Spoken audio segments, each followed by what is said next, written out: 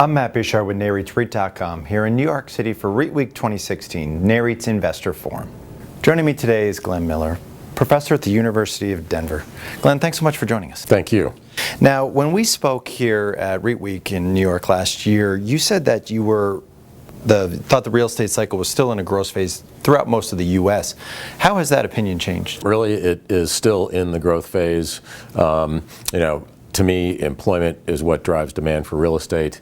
Employment growth continues to be moderate, is not a nice way to put it. The most recent data showed that we had a disappointing month as far as employment growth that just came out yesterday, actually. And to me, that's actually good news from the standpoint that it stopped the Federal Reserve from raising interest rates, which I don't think they need to do.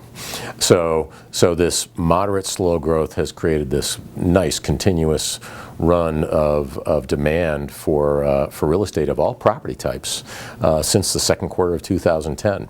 And the way I look at it, with the millennial generation coming of age and everything else, we possibly have another 4 years, so we could have literally a 10-year growth cycle of the economy, which means we've got a 10-year growth cycle of demand for real estate. We are moderately supplying new properties at about the right rate in everything except apartments, where we're doing a little bit of oversupply.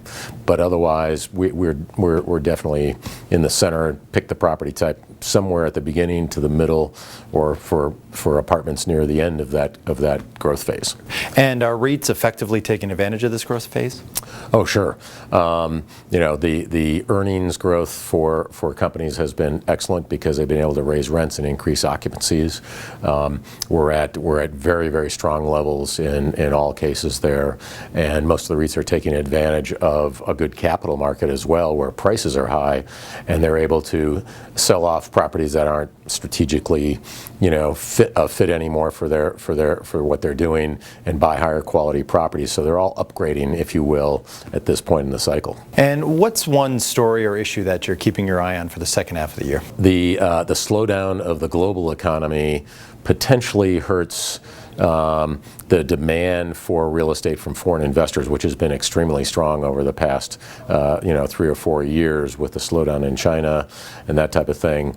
That has kind of, if you will, we've had direct real estate prices rising every year for the past 6 years. That it kind of levels off, so we've kind of hit cruising altitude, and potentially pricing kind of stays where it is, again, assuming we don't have increasing interest rates. Glenn, thank you so much for joining us. Thank you. For more from REITweek 2016, be sure to visit REIT.com.